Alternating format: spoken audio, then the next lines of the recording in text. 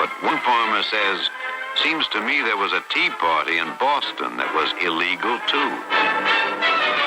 I have directed Secretary Connally to suspend temporarily the convertibility of the dollar into gold. We shall seek to establish and maintain a dollar which will not change its purchasing and debt-paying power during the succeeding generation. As anguished shrieks rose up from the floor of the New York Stock Exchange. Government credit and government currency are really one and the same thing. A reserve of gold and a small reserve of silver. Why do central banks hold it? Well, it's a form of reserves. Why don't they hold diamonds? Well, it's tradition, long-term tradition. Well, some people still think it's money. Well, good morning and welcome back to the Junius Maltby channel. Going to be a good discussion today. I saw this break the news earlier, just the other day, South Carolina and this Legal Tender Act. You can Google it and it pops up in the general search fairly easily, very recent information and a lot of information out there circulating. However, if you go to the news tab on Google and you do a search, here I am in the news, nothing, zero. None of the news sites or the search engines that pull from news seem to be generating the story. I don't know if that's on purpose. I don't know if the news search tabs are broken, but this would be, in my opinion, pretty pertinent information. It's a significant story. It's quite a leap for a state legislature to make moves towards again establishing gold and silver as a form of legal tender, allowing it to be transacted with, and we're going to look at what the rules they're going to draft or what rules are in this bill and how they apply to the precious metals. But just take a look quickly here at the one opening piece. We'll get into the whole bill once we move on, but I want you to just look here at these main key phrases here at the very opening of the bill. H4501, General Bill by M.A. Pitts, Loftus, D.C. Moss, and Bedingfield. A bill to amend the Code of Laws of South Carolina, 1976, by adding Article 18 to Chapter 1, Title 1, so as to provide that silver and gold coin shall be legal tender in payment of certain debts. Now what that does is it creates a competitive currency, a challenge to the U.S. dollar. So it is no longer the only unit of exchange that could be used in payment of certain debts. People could transact with gold and silver, and I hope that we'll find when we go forward reading this that they've eliminated any and all penalties in the owning of precious metals. Even if the value of gold tomorrow skyrocketed to $100,000 an ounce for whatever reason, there should be no taxes whatsoever levied on that increase in value, because it only came out of the fact that the currency itself, the dollar, was being destroyed by inflation and statist measures. So again, it's an off-topic discussion, but you know where I'm going with that. Now there's dozens of stories regarding this out there. However, my favorite one to turn to quite often is our friend here, Tyler Durden, who seems to write some really good information and dig deep over at Zero Hedge. Now, South Carolina Legal Tender Act would treat gold and silver as money. A bill pre-filed in the South Carolina House would make gold and silver coins legal tender in the state. Passage of this bill would take a step toward creating currency competition in South Carolina and undermine the Federal Reserve's monopoly on money. Huge key points there. That is also a point that Ron Paul has brought up for years. The necessity of having competing currencies and not just this monopoly, the dollar. Giving people a choice in the medium or units of exchange they wish to transact with. Representative Stuart Jones filed House Bill 4678, H4678, on November 20th. Under the proposed law, gold and silver coins minted, foreign or domestic, shall be legal tender in the state of South Carolina. Under the laws of this state, no person or other entity may compel another person or other entity to tender or accept gold or silver coin unless agreed upon by both parties. Isn't that simple? If both parties agree to it, then it should be an allowable transaction, in my opinion. Practically speaking, this would allow South Carolina residents to use gold or silver coins to pay taxes and other debts owed to the state. In effect, it would put gold and silver on the same footing as Federal Reserve notes. Not really, they'd be on a better footing, because they already are real money. It would just displace that trash, rotting fiat currency, the leper currency. I mean, once people can transact in gold and silver, and it establishes itself and people see the benefits of it, that's the problem.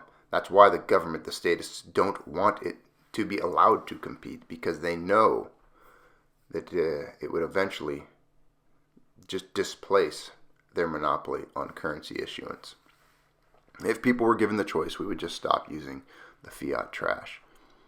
The phrase, unless agreed upon by both parties, or by the parties, has important legal ramifications. This wording reaffirms the court's ability and constitutional responsibility, according to Article 1, Section 10, to require specific performance when enforcing such contracts. If voluntary parties agree to be paid or to pay in gold and silver coin, South Carolina courts could not substitute any other thing, e.g. Federal Reserve notes, as payment. South Carolina could become the fourth state to recognize gold and silver as legal tender. Utah led the way, reestablishing constitutional money in 2011. Wyoming and Oklahoma have since joined. Some good states there. This is making me happy.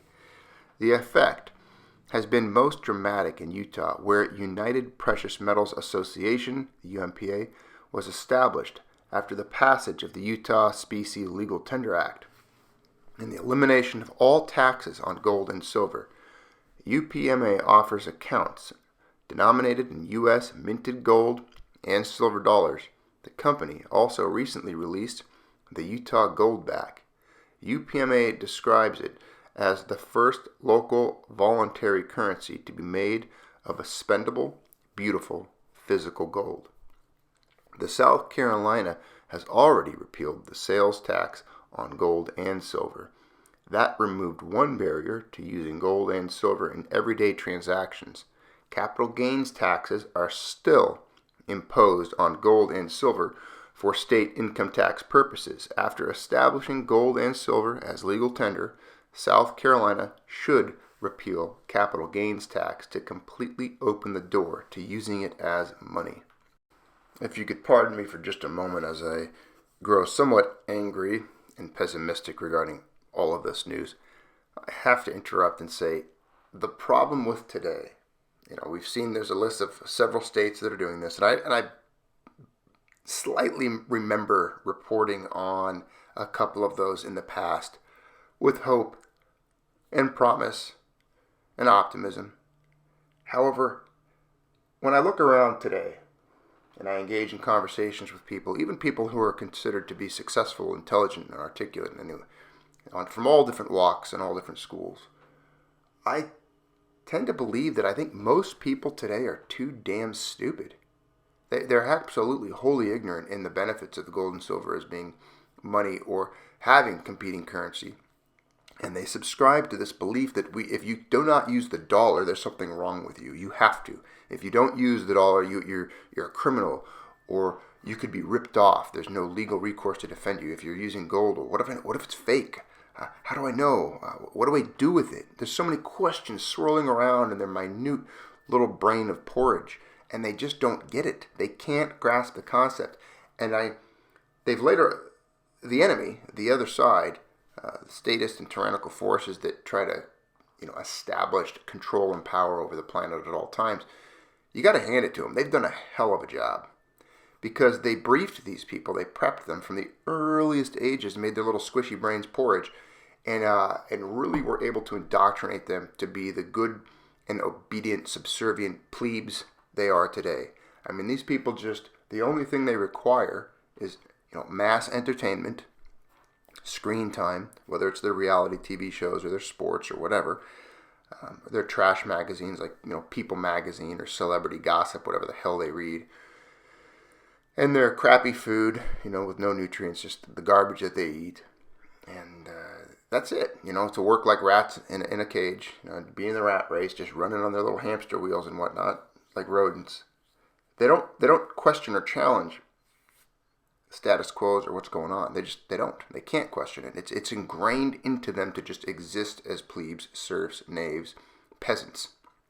And it's a bad mindset, and it's a very difficult pendulum to swing the other way. It's very difficult. To shift this, the momentum. I mean, they have nearly 100 years of indoctrination on us, ever since FDR, and before that, even a little bit, it started. They have decades upon decades of generational indoctrination on not using or holding precious metals in any way. And people just don't view it the same way. I pull that Morgan doll out of my pocket and try to demonstrate the fact that it's $1 and it's silver and compare it to another paper dollar. And believe it or not, I would argue that it's more well received and it's comprehended more clearly, the point I'm trying to make when I discuss that, with children, like the kids of friends and such, than actual adults today. Most adults just don't get it. They just go, oh yeah, they used to make dollars out of that. Yep, that's the same as paper dollar though now, right? Same thing. You can still spend that, right? Like $1, like you could take that to a store and buy $1 worth of stuff with that coin. You could. You'd be dumb if you did. It's got about $17 worth of silver in it. Oh yeah, you wouldn't want to do that. You wouldn't want to spend that if it's got $17 worth of silver in it. And they just can't connect it. They don't connect the dots. So the message usually just gets lost in translation. But let's continue. Let's continue reading this article. We've been sidetracked here, but that's how this channel goes. You all know that. We tend to piggyback onto articles and generate other stories within stories, and we get lost. We get lost in a blizzard of information and words. So let's add some clarity here. Let's return to the story, the main point that we're discussing here. I don't think I got too far off topic, but I wanted to make some points there. They just came to mind. So here we go. As the Sound Money Defense League explains, practically speaking, state laws that recognize gold and silver as money restore a government view of precious metals as the favored form of money, a currency rather than a piece of paper or other asset. Using this logic, it would be inappropriate for a state to levy taxes when the precious metals are used or exchanged. Brilliant. Background. And you guys should be familiar with this if you're the good Junius Maltby subscribers you are, and you've done your diligent homework and watched some of the archive videos on history and gold and silver. The United States Constitution states in Article 1, Section 10, no state shall make anything but gold and silver coin a tender in payment of debts. Currently, all debts and taxes in South Carolina are either paid with Federal Reserve notes, dollars, which were authorized as legal tender by Congress, or with coins issued by the U.S. Treasury, very few of which have gold or silver in them. I would say none, unless someone mistakenly paid their taxes with pre-64 change, dimes and quarters. That would be ignorant. I have heard some funny stories of people taking all of their taxes and converting it into like pennies or nickels and then dumping it or delivering it in giant bags as the payment of their taxes. I always thought that's kind of a funny joke to play on them. Passage of H. 4678 would reestablish gold and silver as legal tender in the state and take a step toward that constitutional requirement ignored for decades in every state. It would also begin the process of abolishing the Federal Reserve System by attacking it from the bottom up, pulling the rug out from under it by working to make its functions irrelevant at the state and local levels, and setting the stage to undermine the Federal Reserve monopoly by introducing competition into the monetary system. I'm telling you, ladies and gentlemen, as I pound on this table, if every single state could do this, and if every single peasant, plebe, serf, knave, worker, blue collar, white collar, all of us united could start to transact with gold and silver coins and just basically throw off the yoke of tyranny, it would be the most silent and passive revolution. You're talking about a full swing, a 180, an absolutely economic revolutionary act that the world has never seen. I mean, you're basically telling the international bankers, we don't need you. Go away. And we're not going to use your toxic currency, and no one's going to pay your debt with it. Get out. And again, pause right there and just take a moment. I know there's some thoughts. Your mind is scrambling right now. Like, oh, what if? What if? I can guarantee you and I can assure you there would be false flags. Events would take place. They would stage this. They would stage that. Violence and unrest would outbreak. There would be agitators. They would send out agitators. You know how government works. They're going to do whatever it takes to maintain their stranglehold on power. Now, let's pretend they do that. That is why, my friends, it is imperative. It is imperative that you agree on the private ownership of weapons. Because that is the only way groups of people, bands of peasants, can gather together and form groups to resist the onslaught of any tyrannical measures of force and violence that these bankers would exert to maintain their power, which they would do. So there you have it. That is one of the main reasons the preservation of arms in the hands of the people was written by the founders and is imperative. Constitutional tender expert Professor William Green said, when people in multiple states actually start using gold and silver instead of Federal Reserve notes, it would effectively nullify the Federal Reserve and end the federal government's monopoly on money. Over time, as residents of the state use both Federal Reserve notes and silver and gold coins, the fact that the coins hold their value more than Federal Reserve notes do will lead to a reverse Gresham's law. We've talked about that. A reverse Gresham's law effect, where good money, gold and silver coins, will drive out bad money, Federal Reserve notes. As this happens, a cascade of events can begin to occur, including the flow of real wealth toward the state's treasury, an influx of banking business from outside the state as people in other states carry out their desire to bank with sound money, and an eventual outcry against the use of Federal Reserve notes for any transactions. Once things get to that point, Federal Reserve notes would become largely unwanted and irrelevant for ordinary people. Nullifying the Fed on a state-by-state level is what will get us there. What is next? H. 4678 will be officially introduced and referred to the House Judiciary Committee when the regular session adjourns on January 13th, 2020. It will have to pass committee by a majority vote before moving forward in the legislative process. Now, mind you, there will be resistance. Believe me, the banks see this. The Fed sees this. It's a direct threat. For those of you who are Star Wars fans, this is akin to being in your little X-Wing fighter and dropping into the trenches on the Death Star. You're going to have TIE fighters all over you. Okay, they do not like this. This is a threat to the empire. And I've seen this fight unfold in other states. It has happened. You can Google it. You can watch it on YouTube. Some of the most ignorant statements ever uttered in the halls of government are the opposing views to bills such as this. I wanted to just read this opening section of the bill here for you, just to set the mood for what it really entails and what it means, and the language that those who wrote it utilized in this introduction.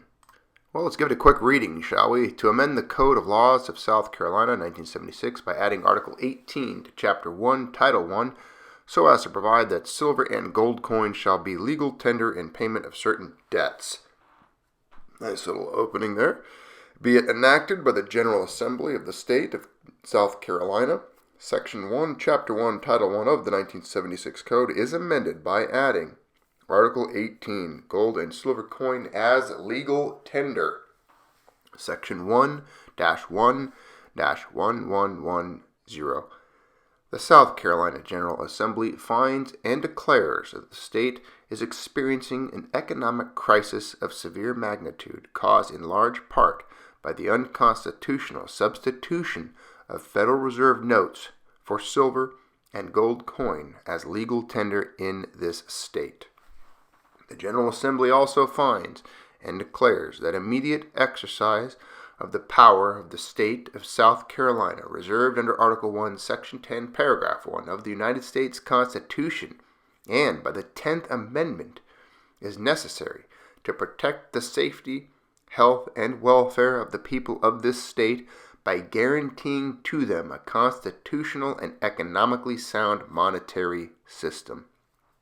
Brilliant, beautiful, genius. If you read this bill in its entirety, and bills like it drafted in the other states we mentioned earlier, you will see an architecture laid out, a framework for a monetary system that could very easily replace the tyrannical regime of fiat empire we live under today. It's possible. It can be done. People that say that it can't, people that say it's impossible, they're lying. And they have ulterior motives for saying so. Absolutely can this go forward and the common man, the people, benefit from it. This is what we need to preserve the wealth that we work for, the fruits of our labors, to store them, to protect ourselves from the theft of inflation. If you combine sound money with just, which is, when I say just, that means no taxes. They can levy corporate taxes or do tariffs or whatever. I don't care, but the income tax is gone. It needs to be gone, absolutely gone. And then even property taxes. You shouldn't have to pay rent. If you own your property, you own your property. There are other ways to fund government. One of them is by limiting it entirely, the size and scope of it.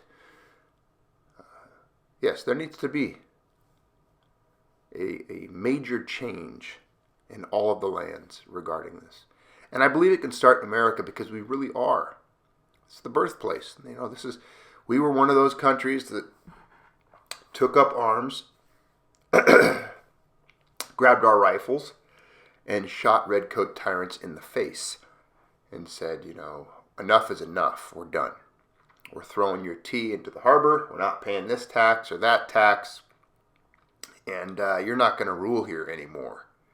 And we're going to use gold and silver. That's currency, by the way. So it goes hand in hand. Thanks for tuning in here to the Junius Maltby channel, joining me on this discussion. I hope you can all jump into the comments, share your views, and explore some of the other videos here on this channel that pertain to this very topic that we've covered over the years. Very important, a lot of information out there. Thanks for being here, as always. Big shout out to all my friends there in the YouTube community. Obviously, Sal at Metal, if you're tuning in, want to give you a hello, say a big hey to you, and Enlightened Patriot, my man, strong work, good friend here on the channel as well. So many of you. DW, always like seeing your comments. Take care of yourself, and all of you all out there, be well. Don't forget to like, share, and subscribe.